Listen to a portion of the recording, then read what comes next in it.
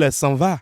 Oui, il s'en va pour ne plus revenir. Lambert Mingi Gando Frébé s'en est allé dans sa 55e année. Décédé le 1er novembre 2020, la messe d'enterrement a lieu ce jeudi 5 novembre 2020 à l'église catholique Saint-Hubert d'Akpromisérité.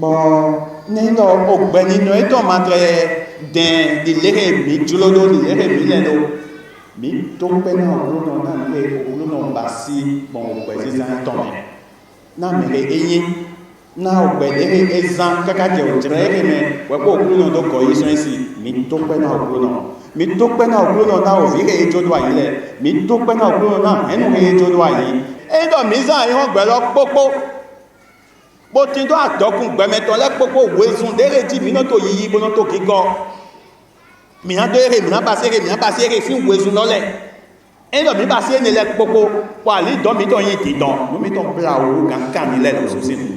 Après cette messe, le corps de Lambert Mingi Gando sera conduit en son domicile. Et pour ses enfants, il est inconcevable de croire que papa est mort.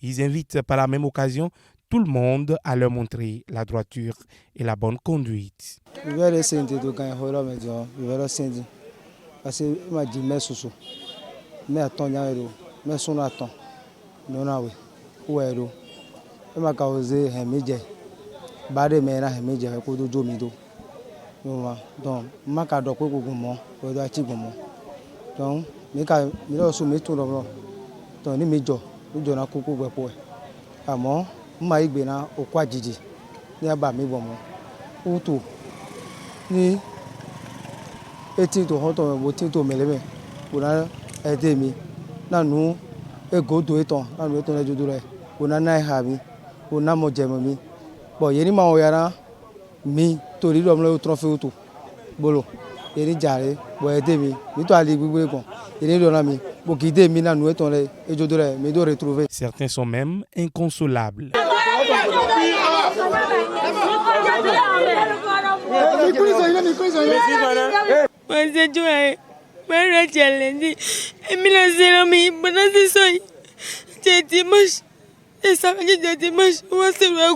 Si cette cérémonie a drainé une marée humaine curieuse, c'est parce que Lambert Mingi Gando a été exemplaire. Ils se disent alors prêts à aider ses progénitures. J'ai perdu mon grand frère il y a 10 ans. Ça ne m'a pas affecté comme ça. Mais aujourd'hui, on a perdu quelqu'un qui est plus qu'un frère, plus qu'un père, plus qu'un ami. Les enfants, ils auront besoin de moi. Il faut qu'ils viennent vers moi.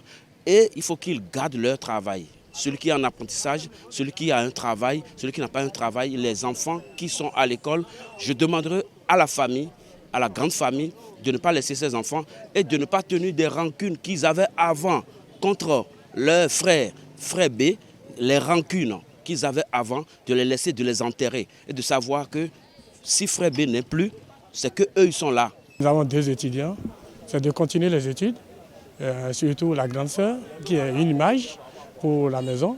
Et le rôle de nous, c'est de les aider et de leur donner des conseils. Et aussi, pourquoi pas de les aider financièrement à s'en sortir dans les difficultés de la vie. Parce que le papa, il a été gentil et il est bon, tout le monde le connaît. Vous voyez l'affluence derrière nous. Ça montre combien de fois il a entretenu chacun de nous.